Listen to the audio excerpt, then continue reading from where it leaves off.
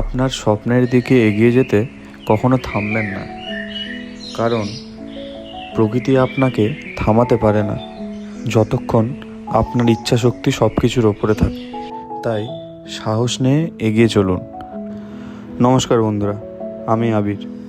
New টাউনের Unitech gateway আমি GNM ফুডওয়ালা নামের একটি দোকান চালাই।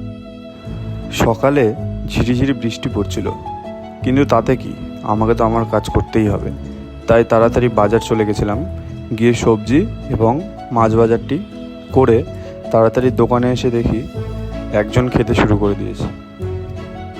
তবে বৃষ্টির জন্য একটু দেরি তো হয়েছিল বটেই।